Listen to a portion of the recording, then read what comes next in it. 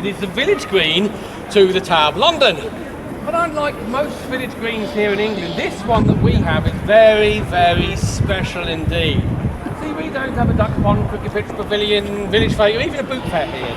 But what we do have is our very own private execution site. Children are most welcome.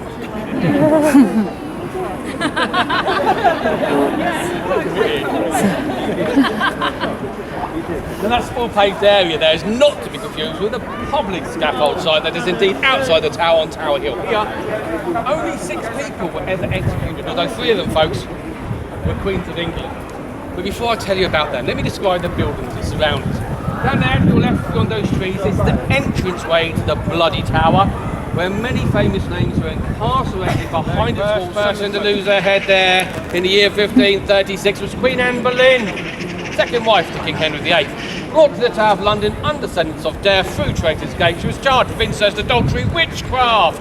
But she was not beheaded with an axe, for she feared the weapon greatly, but in a French fashion with a sharp, long, double-edged sword.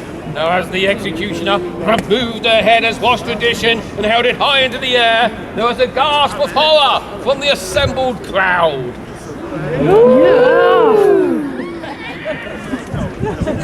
That was a lot better than the first attempt out there. Well done. They noticed it so swiftly had the swordsman cut her head from her body, took it off so cleanly, so precisely, so perfectly, that it is said and recorded in history that her lips were still moving, they were still talking in prayer, and her eyes continued to gaze around looking longingly at the assembled audience before her. I like that story. 1541, it would be the turn of Margaret Pole, the Countess of Salisbury. Now, this dear old lady had committed no crime, neither was she afforded the luxury of a trial. She was unfortunately the mother of Cardinal Reginald Pole, and it was the Cardinal that King Henry VIII would have loved to have got his hands upon.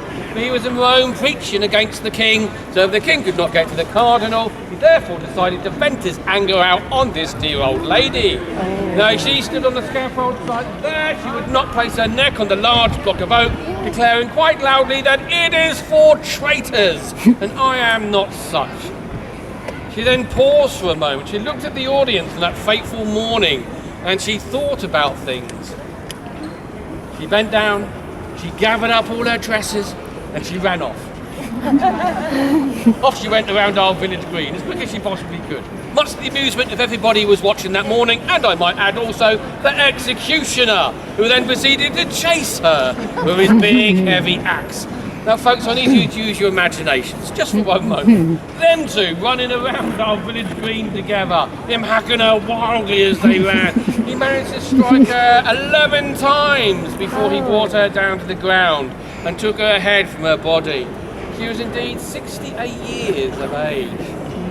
Following year, 1542, the axe was pulled twice on the same day. The first victim was Queen Catherine Howard, 5th wife to King Henry VIII, charged with association with other men, both before and during the marriage to King Henry, but was to be an affair of a gentleman of the court by the name of Thomas Culpeper, which was to prove her downfall.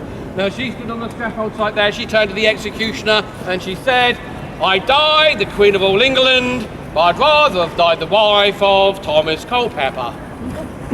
Now, you do have to feel a little bit sorry for Thomas that morning as he stood in the audience looking up at his beloved lady, thinking to himself, "I don't think you should have said that, dear." Thomas was eventually taken from here as a prisoner, and he was taken to a place called Tyburn. Now, Tyburn was one of our major execution sites in London at that stage. It's in the area of Marble Arch to this day. He was then sentenced to be hung and drawn and quartered.